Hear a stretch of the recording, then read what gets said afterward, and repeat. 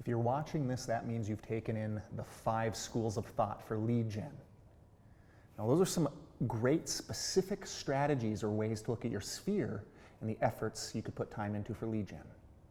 Now, whether you're not ready to get those up and running yet, or you feel like they're going to take some time, or again, it's just maybe not clicking for you, well, then you're at a place where you just have to do pure lead gen. That just means reaching out to your existing sphere and engaging your community to also find new people to add to your sphere, all with the goal of eventually finding referrals from people or for people who are actually having an interest in real estate, a need, a call for help for real estate. How do you do this? How do you do basic lead gen? Okay, we've covered this so many times, but I'm going to say it again.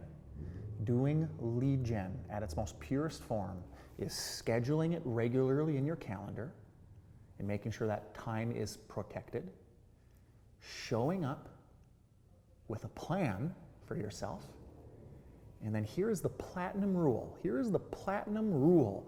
People ask, what is the magic bullet to successful lead gen? Are you ready? Here it is. You have to do it. You have to do it. This is the number one thing I run into when teaching lead gen and then seeing people down the road who just aren't crushing it. They're not doing lead gen. We have to get to a point of making lead gen a habit, and it starts by just doing it. There's the magic for you. Just do it. Now, some people struggle with the rejection aspect of that. And what we're going to do here is we're going to have a link for you. We have a link as a part of this video, and that's a TED Talk by Jia Zhang, the author of Rejection Proof, What I've Learned from 100 Days of Rejection. There's some wonderful tips that Jia has to help deal with rejection, and I hope you consider diving into those, because rejection isn't that scary. People are going to say no because they authentically don't have anyone for us to meet. They're not saying no, and by the way, you're a monster, you're the worst scum of the earth for making an ask of me. That's just not reality. So if you struggle with the rejection aspect of this, study what Jia has to say. It is a mental game, and getting over that hump is perhaps what's going to stop you from just doing it. Just do the lead gen. And at its purest form, day in and day out, we're just looking to strengthen relationships by showing value. By learning about people, learning what's going on with them, what do they need, how can you help them? Being a beacon to them, being a positive light. We have a ratio here. Your interaction with your sphere should be 80% relational, 20% professional. 80% of the time, you're just pouring into them. You're looking to see how they're doing, learn about their story, find ways to connect, to hang out, to get together, to have some fun, to express appreciation. And then there's 20% of offering or sharing professional knowledge and value. Here's really a spectrum for us to consider. And this spectrum is applicable to the 5 schools of thought. It's just applicable to lead gen across the board, however you design it. What we can offer to people is on this spectrum. On one side of how we serve people is being able to name the motivation, even dare I say, name the pain. There are people out there who have motivation, they have a need. And in this case, let's say a real estate motivation or need. It might even border on a pain point. There is a frustrating, stressful, problematic thing they need to alleviate with a real estate change. We as realtors who are all about relationships and bonds and really learning about people, we should be masters of uncovering the motivation, the pain. If we can understand these things, well, there's the just need for help that we can offer to help fix. And boy, one of the most powerful things we got to remember is that just about everyone wants to be seen and understood. So if we're mastering the art of helping people be seen and understood and caring about them, that's some of the best lead gen mindsets you can have. And when you uncover those things, my goodness, when people feel understood that way, when you can repeat back their problem, their willingness to want to work with you, you're pretty much got a committed client right then and there.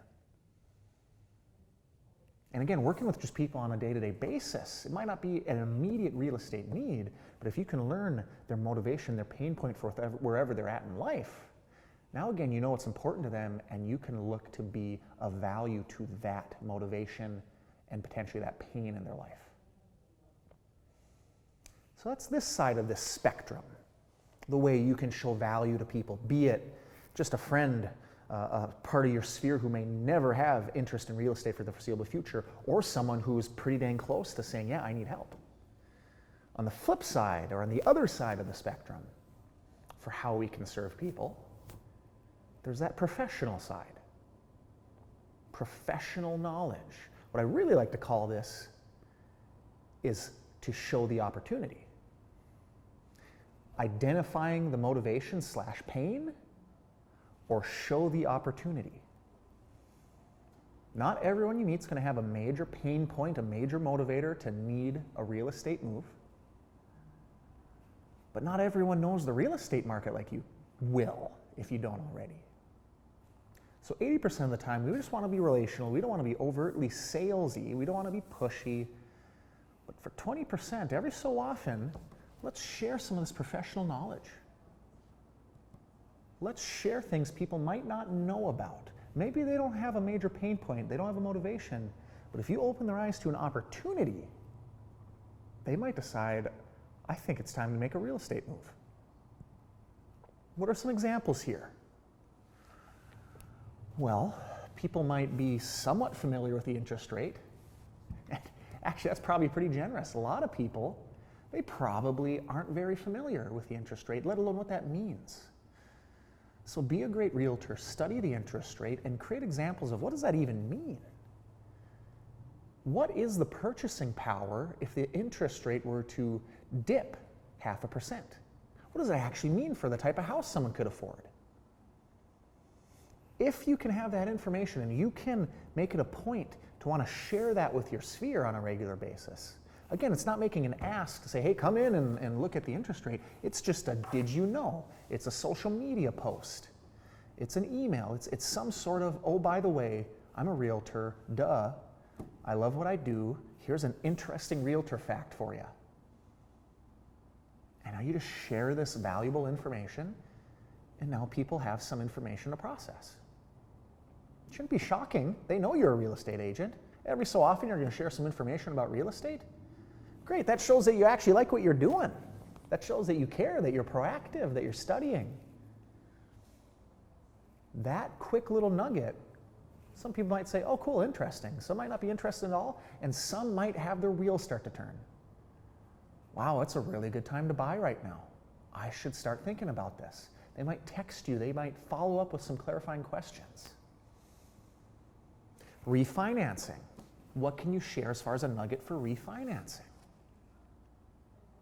There's another example of something to consider for you. If you have a lot of sphere who already own houses, what information could you help them get?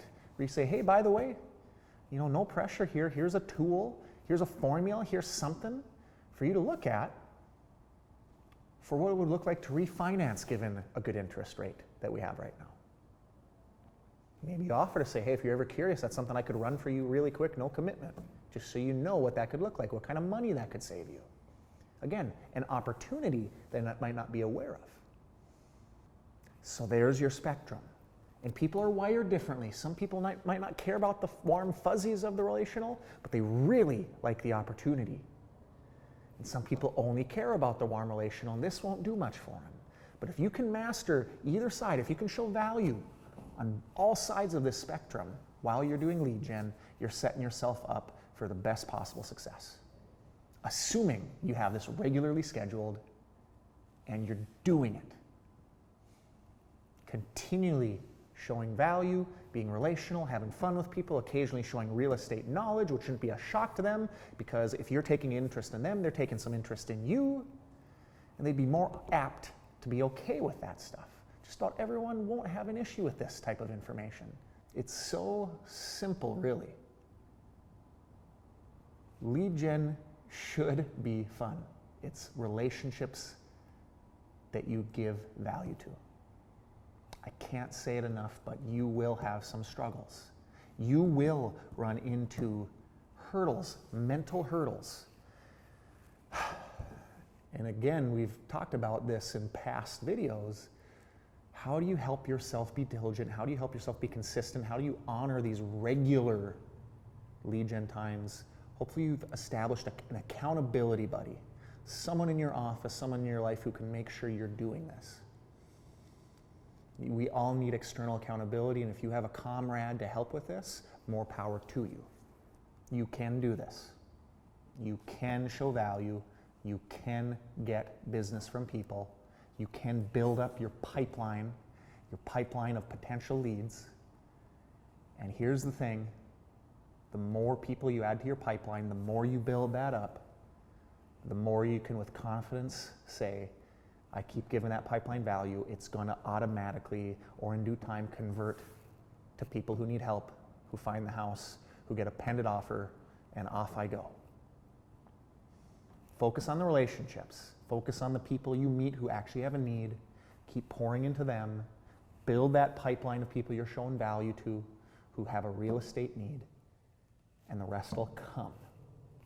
But before anything else, you've got to regularly do this day in and day out. And you'll see the labor, the fruits of your labor, when you look back on it. Wishing you good luck at this lead gen effort at its purest form, whether you do the 5 schools or not. You just got to sit down and you got to actually do it.